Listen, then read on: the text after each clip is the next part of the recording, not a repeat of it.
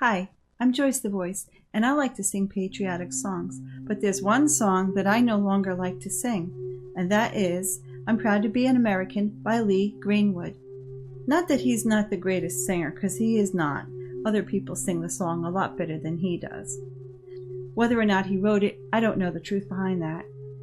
However, 3 years prior to that song release, I read in this book called Transformation of America by Cathy O'Brien that he had Cathy O'Brien horrifically. I can read you that account, which she details in this book.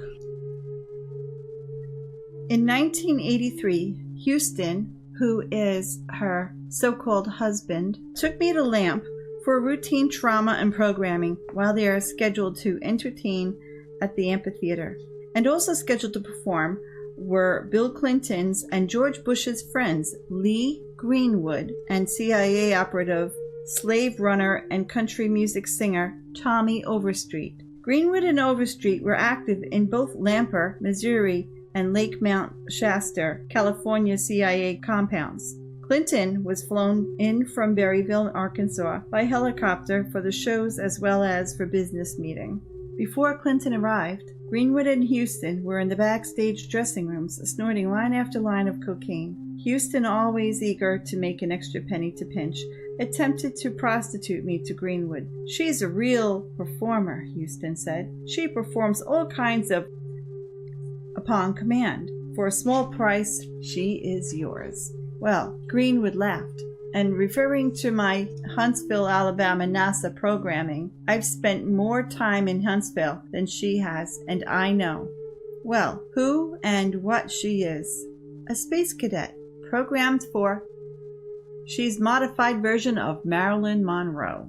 Tommy Overstreet had walked in and heard what Greenwood said. "How much time have you spent in Shasta?" "Shasta?" Greenwood laughed arrogantly at Overstreet and smiled knowingly as he said, "You don't spend time in Shasta. You maintain the concept if you can." "I haven't lost any time there either, if that's your next question. I go there quite a bit. Enough really to override Houston's suggestion with ease and to take what I want, when I want, and how I want it." Greenwood began expertly accessing my programming and told the others in the room, "You can all come and go as you please, but I've been made an offer that I'm going to use." And he ordered me to undress and to bend over the desk, where he roughly me, as he said, "You're going to think it's Daddy all over again." When Greenwood was through with me, I was ordered out into the amphitheater concert area. During intermission, I met up with Swiss Villa manager Hal Meadows, Tommy Overstreet, and Governor Clinton in the hall. Clinton was wearing a cap that read Diesel Trainer, which I was told to equate literally as "These will train her." Puzzled, I looked up at his cap and asked, "Are you a conductor?" Clinton smiled and said, "Of electricity." Overstreet laughed as he continued, "Actually, it means I check cabooses. How's yours?" I squirmed. Apparently Greenwood had bragged about me. They laughed even harder as Clinton said, "Still running, I'm sure." Houston stepped out of the dressing room to greet Clinton. "Hi, bud." Houston extended his hand. "I hear you made governor." "I hear you deliver a hell of a one-liner," Clinton replied, cryptically referring to cocaine and not Houston's so-called comedy routine. "I'm always aspiring to achieve new heights." "Well, come on in," Houston invited. "I have enough cocaine to put us all into orbit." I walked into the dressing room with them as Houston was saying to Clinton, "I suppose there were no limits for you since you're across the state line." "What line?" Clinton feigned surprise and ignorance. He looked at Hal Meadows and he continued, "You mean I left the state of mind? In the state of mind I'm in, there are no boundaries anyway." He walked over to the table and snorted a line of cocaine. "I come here to get away from it all. This kind of business is pleasure." "So where's that young wife of yours?" Houston asked, referring to Hillary. "She's with friends." Clinton sniffed the coke further up his nose. "She's minding her own business. I'm just here to unwind, see the show, maybe do a little hunting," referring to a most dangerous game. A most dangerous game is something very horrific. It's not regular hunting. We'll leave it there. You could find out more reading this book. I've got a bird, a helicopter, ready to fly me back when I'm through. Hey, speaking of Byrd, meaning Senator Byrd, he guessed my way, meaning Cathy O'Brien was owned by Senator Byrd. I hear she's moved to the big house, the White House, meaning, referring to his friend and mentor, Senator Byrd. He asked, what's his position now? The same, Houston answered, probably like this, and Houston pantomimed a lewd pose while everyone laughed. He still runs the show. Well, Clinton kept his eyes fixed on Houston's caboose and said, why don't you show her, referring to me, the way out and show me that again? If I can have thought at the moment, I would have realized that Clinton is bisexual. I have no personal experience with Clinton beyond witnessing him engaging in homosexual activity during an orgy at Swiss Villa, and it goes on. Well, she did have experience with Hillary, so it's very, very dark. An enormous quantity of cocaine had been flown in on one of these operations, and that was to deliver it into the neighboring state of Arkansas. By that time, Bill Clinton's drug operation was in full swing. He was governor of Arkansas, and had delivered this cocaine to a remote airport in Ouachita Forest, which I've since identified as Mena Airport. I also delivered a little packet of information and a small quantity of cocaine, a personal stash from J. Bennett Johnston, to Bill Clinton. I delivered it to Bill Clinton, and he cut out 2 lines of the coke, and he did inhale.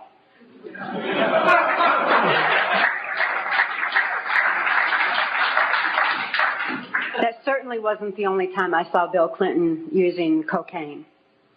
My sexual experience with Bill Clinton was extremely limited, in spite of the fact that I was a sex slave. It was my experience that Bill Clinton is bisexual, leaning far more towards the homosexual end. All I've ever seen him involved in was the homosexual activity, with very limited experience with him myself. Whereas my experience was much more prevalent with Hillary Clinton, because Hillary is also bisexual, leaning more towards the homosexual end, and it was she who accessed my sex programming to fulfill her perversions. Again, Transformation of America by Cathy O'Brien, and then Access Denied. She also wrote a book on PTSD. Now, J6 prisoners were released. There's some justice, and I hope they get retribution. But I'd like to see something happen for Cathy O'Brien. I'd like to see all these deep state people involved in human trafficking, involved in the MK Ultra programming. It is imperative that you know that these criminals are people. They are within our realm to affect. They need to be held accountable for their actions and their crimes against humanity. Okay, U.S. Senator Robert Byrd, Prime Minister Pierre Trudeau, Gerald Ford, of course some of these people are gone now, Senator Guy Vanderjagt, Congressman Dick Cheney, Senator Bennett Johnson, PA Governor Dick Thornburgh, Chris Christopherson, Jimmy Buffett, if he's really gone, Congressman Gary Ackerman from Long Island, that's where I'm from, I remember him, Ronald Reagan, George Bush Sr. and G.W. Bush, Arabian King Fahd, Prince Badr bin Sultan, Mexico's President de la Madrid, Canadian Prime Minister Brian Mulroney, and the list goes on. Some of those are the big names that she mentions in this book. And there's CIA Director Bill Casey, Wayne Cox, Jack Green, Alex Houston was her husband, Larry Flint is a name you might know from The Hustler, Lieutenant Michael Aquino, Bill and Bob Bennett. Bill Bennett was the Secretary of Education for Reagan, and Bob Bennett was legal counsel for Clinton. So they were both from the Clinton and the Reagan administrations, the two brothers. They crossed lines. U.S. Rep. Jim Traficant, General Cedras, Mayor Richard Fulton of Nashville, Madeleine Albright, Governor Lamar Alexander, her entire family, Cathy O'Brien's entire family, Father John, Father James Thalen, Dennis Delaney, CIA guidance counselor, and unfortunately Loretta Lynn and the Madrell sisters, they were victims also, just like she was. And there's a lot more. But this was all the people plus that were listed in this book. And horrible, horrific things. Cheney was horrible. So it's no surprise that it took him nothing to knock down the... I think when I sing that song again, I will dedicate it to Cathy. And I will tell everybody what Lee did to her. And I really hope that President Trump never invites him to sing again that song. It just was horrifying to me every time. Now, Cathy O'Brien has gone through a lot of healing to get past this. I hope she wasn't re-traumatized every time she heard his voice, which is horrific.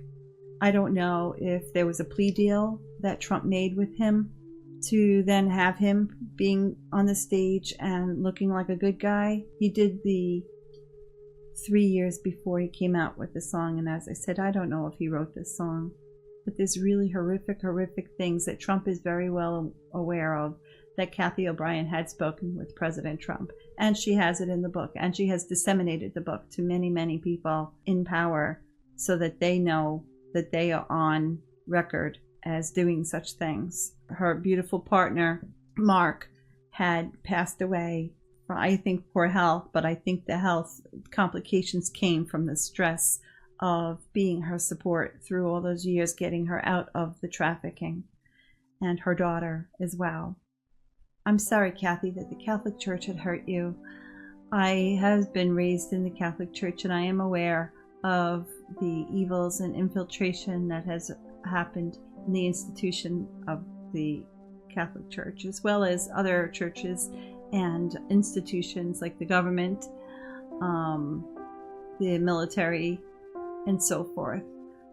It's not to one area, it's in the schools, it's everywhere. So I do apologize that you've had a bad experience for the Catholic Church. Not that I have any control over what had happened. I do think that public awareness is key to revealing, shining light and truth on the evil, because dark cannot overcome light, but light can always shine on the dark. And you are correct about that. And love is the way, and God is love, and Jesus is love, since I believe in the Trinity. And so I know that you've been hurt again by the church, or you've been hurt by politicians, politics, religion, or two things you probably don't even want to talk about. I just know that you are a beautiful person, and I deeply admire and respect that you were able to pull yourself through the post-traumatic stress that you have suffered and endured. And I pray for your daughter, and I pray for all people who are trafficked and victimized. I just want you to know that I love you, and hashtag justice for Cathy.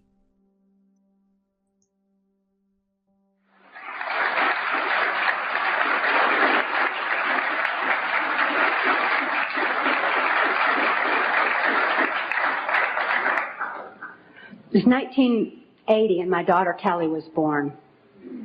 She was born directly into the MKUltra Mind Control Project on a much higher level, a more sophisticated technological level than I was subjected to. In addition to trauma, she was subjected to harmonic mind control programming on NASA installations literally since birth, before her brain even had a chance to form. As soon as Kelly was born, Senator Byrd figured I'd been traumatized enough by that time and ordered that we be transferred back to Nashville, Tennessee to carry out operations during the Reagan administration. By being within the country music industry, we had a second handler. His name was Alex Houston. Alex Houston is a ventriloquist, stage hypnotist in the country music industry. Above all, he carries out criminal covert CIA operations that fund the black budget, and this certainly included bringing in large quantities of cocaine and distributing them through the United States, Canada. He was working at that time and provided a cover for me to be taken throughout the United States, Canada, Mexico, and the Caribbean for these criminal covert operations. As my handler, he took me to various military and NASA installations for mind control programming for specific operations that I was forced to participate in. These operations that I won't have time to get into tonight are detailed in our book, Transformation of America.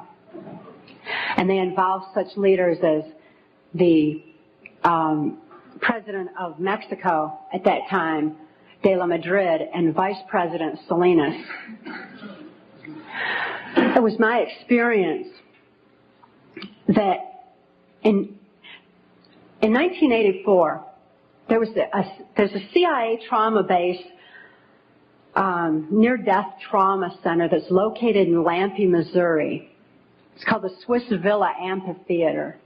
And they bring certain involved country music acts in to bring large quantities of cocaine or bring the cocaine out for distribution, because Lampe, Missouri is just across the Arkansas line and is very much a part of Bill Clinton's cocaine operation. And it was in full swing at that time. It's also interesting to note that this Lampe, Missouri operation is where the country music industry was more conveniently relocated, right there in Branson, so that it would be closer to Clinton's cocaine operations. Lampe, Missouri was a place where I heard George Bush and Bill Clinton talking, where from the point of view I had, they certainly were friends, and they didn't recognize any party lines between them. That's something for the, a smoke and mirrors illusion for the public. It's not something they adhere to, because they had exactly the same agenda, and that was for bringing in this new world order. I heard George Bush talking at that time. He was talking to Bill Clinton, and I've since photographically recorded it and wrote it verbatim in our book, that when the American people became disillusioned with Republicans leading them into the New World Order, that Bill Clinton, as a Democrat, was going to be put into the office of president. This was decided in 1984. Actually, I'd heard about it even prior to that, but as of 1984, they were already discussing it as an absolute fact. It was also discussed in the groundwork for NAFTA that by the time George Bush went into the office of president, that Salinas was going to become president of Mexico, and they together would be bringing in the NAFTA, which was the beginning of New World Order controls. I was forced to participate in the criminal groundwork for NAFTA, the opening of the Juarez-Mexican border to the free trade of drugs, and free trade of our nation's children. It's absolutely appalling, the criminal roots of NAFTA. Again, this is detailed in the book. But it's interesting to note that these political moves had already been decided way back when. And as I deprogrammed, and as I was, it was really something to me to find out people didn't know about this stuff. I mean, it was so obvious to me, I didn't realize that people were unaware and had bought into some kind of smoke and mirrors illusions of what was going on and never thought to look behind the scenes to what was really going on. But I understand good people don't think that way. They don't have criminal minds. They don't think to look for that kind of criminal activity. Just like these guys are limited in their thinking by immorality, good people are kind of blinded from that kind of criminal activity until their eyes are open to truth. This criminal activity that was going on at that time, the people that were involved were following directions from George Bush. I don't purport to know it all. I don't purport to know that George Bush is at the very top of all this, but he is as high up as I knew. it was my experience that Ronald Reagan answered to George Bush, not robotically, not under mind control, but willingly, because George Bush was respected for what he knew about bringing in the New World Order. Consider his past. George Bush first began with the United Nations. Then he went on to head our CIA. Then he ran our country through 3 administrations that I'm aware of, the Reagan administration, his administration, and the Clinton administration, because Reagan and Clinton both answered to him. Mexican President de la Madrid answered to him and knew that Salinas was to be coming into power, and Salinas had more influence in Mexico at that time than de la Madrid, that, as far as my experience was concerned. Also, Saudi Arabian King Fahd followed orders from George Bush, as did the Prime Minister of Canada, Brian Mulroney. In 1983, I heard Ronald Reagan and Brian Mulroney discussing the New World Order. Senator Byrd had acted in the capacity of a pimp and prostituted me to Reagan, and I was present at this White House cocktail party. Now, Ronald Reagan certainly provided a wonderful smoke and mirrors illusion for all of us. For those of you who don't want to believe that he's involved in this, he told you he's an actor. And he did a real good job of it for a long time. That was his role. That's what he was supposed to do. Nevertheless, I heard Ronald Reagan telling Brian Mulroney that he believed the only way to world peace was through mind control of the masses. I know from experience there's no peace of mind under mind control. And I wonder at a world peace where people don't have peace of mind. Mind control, the ramifications of mind control are far-reaching, because I also know that under mind control there's no free thought. Without free thought, there's no free will. Without God-given free will, there's no soul expression. What kind of a world peace can we have without any free will or any soul expression, without any spirituality? Mind control needs to be exposed in order that people maintain their freedom of thought, in order that people maintain their free will and have that spiritual expression, because of spirituality, when people have soul and spirituality, they're going to be acting in a capacity of love anyway. That is where world peace is, not in mind control.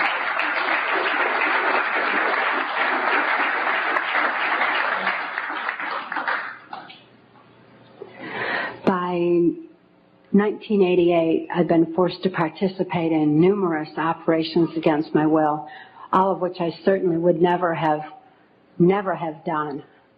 I guess if I had had any part of me that was willing to do anything like that, mind control would not have been necessary. I'm appalled at what I was forced to participate in, but I am relieved that this information is getting out, that people are passing the book Transformation of America hand in hand, hand to hand, so that hand in hand we can take back our country. This information is information that you have a right to know and a need to know, and their controlled medias are not going to suppress truth. Truth prevails.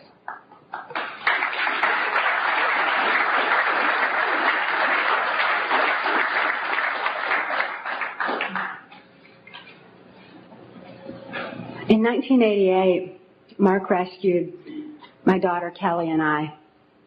We couldn't think to escape. I couldn't think to save my daughter any more than I could think to save myself.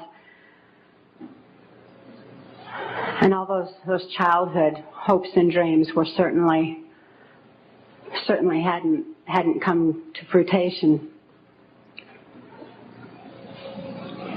When Mark rescued Kelly and I, we didn't have any ability to even hope for good people. We didn't know they even existed. We didn't have a capacity to trust anyone. It wasn't within our realm of experience. I couldn't think to reason that Mark was a good guy. But I'd seen him with his animals. And even though I didn't have any ability to consciously reason, and Kelly didn't have any ability to consciously reason things out or to think things out, we had this extra sense developed. We sensed things very strongly. After all, when you consider that we use, 10% of our brain, we'd been like blasted into other parts of our brain, and these parts of our brain were real perceptive on what's considered, I suppose, psychic levels by some definition. When we had a sense for things, kind of like the animals did.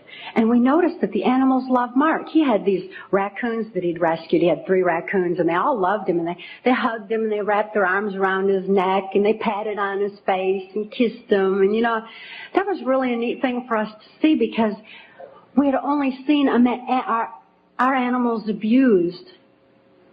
We lived on a farm. We had lived on a farm, and we had dogs and cats and horses and cows and guineas and chickens and all kinds of animals, all of which Alex Houston tortured or killed to keep us in line to, if we didn't do this, this would happen to our pet. And we loved our animals.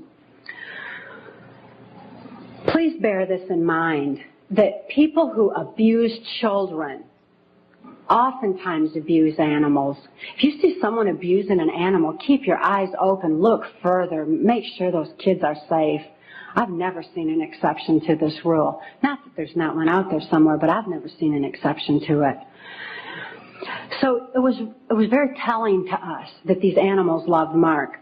Additionally, when he came in and rescued us, here we were under the gun of the CIA. Everything was very precarious, to say the least. I was 30 years old. I was supposed to be killed, as most mind-controlled slaves are at the age of 30. Besides, I was considered too old for sex by that time, so I was supposed to be wiped out. But Mark came in and rescued me from certain death and rescued my daughter from a fate much worse than death, and took the time to rescue our animals. He packed up all those cows and horses and guineas and chickens and loaded them up on these different trailers and everything, and brought them to safety as well. This had a profound impact on Kelly and I. We certainly developed an ability to trust right there and then. Mark took us to the safety and serenity of Alaska. Since we were safe for the first time in our lives, experiencing love for the first time in our lives, memories of our past began flashing on our mind's screen. As these memories flashed, and I started to remember what had happened to me and to my daughter, particularly during the Reagan-Bush administration, I became enraged.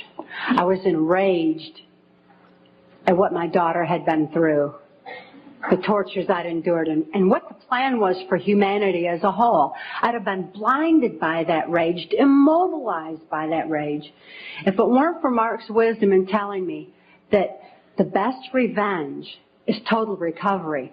Because through total recovery, by photographically recording all those events, I could expose these people for exactly what they are, for what their plans are, for what I witnessed behind the New World Order. Be able to get help for my daughter, who was in desperate need of help at that particular time. So I began writing out my memories. By writing out my memories, I used a different part of my brain than verbalizing. It bypasses emotion. Bypassing emotion was very necessary for logically making the incomprehensible comprehensible, for understanding and grasping what had happened to us and what could be done with that information. Kelly was not so fortunate. Because of the harmonic programming that she'd endured, remembering the traumas and deprogramming the program did not allow her access to all parts of her brain as it did me. She still needed some technological equipment to help her recover. She needed to actually have those neuron pathways vibrated back open with harmonic equipment. Therefore, she went into Humana Hospital in Anchorage, Alaska, in an intensive care unit. She suffered horribly at that time.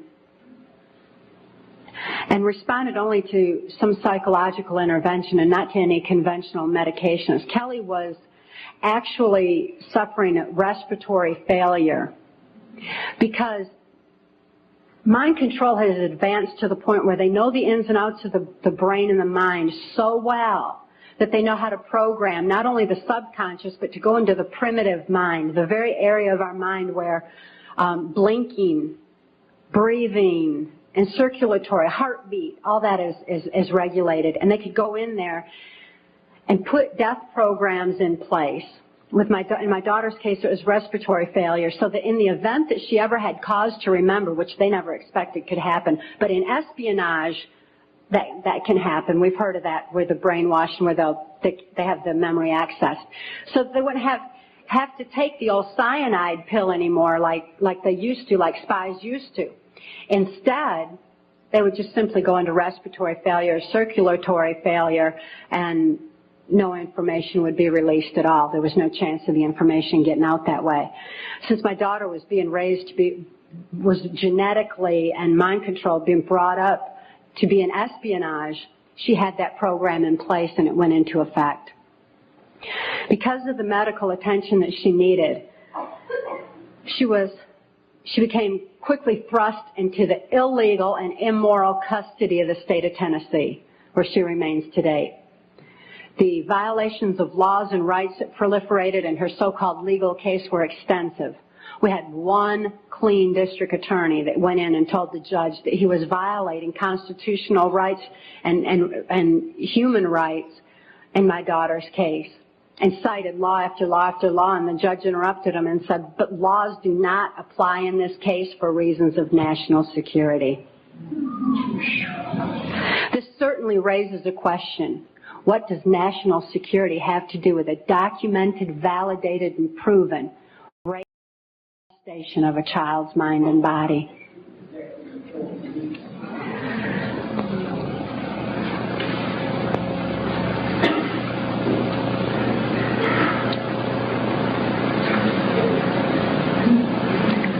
For Kelly's sake, and the sake of so many other mind control survivors out there, we need to lift this veil of national security.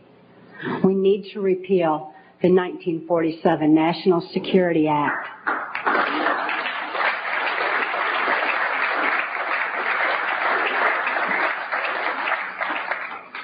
This is a national security that's threatening the security of our nation when it covers up such crimes against humanity as mind control, when it covers up the CIA's so-called war on drugs, when it covers up the selling out of our country to New World Order controls.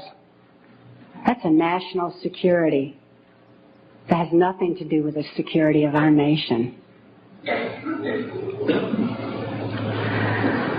This national security has kept information pertaining to mind control for all of you for far too long. We've got to get this information out. We've got to arm others with knowledge on mind control, because knowledge is our only defense against mind control. We need to get this information out in detail so that we can all be more effective in our particular areas of taking back our country and ultimately taking back our world, for Kelly's sake, for the sake of all the other mind control survivors and victims that I know are out there. There's many, many of them. And for the sake of humanity as we know it. It is truth that sets us free. Please help us spread the word. Thank you.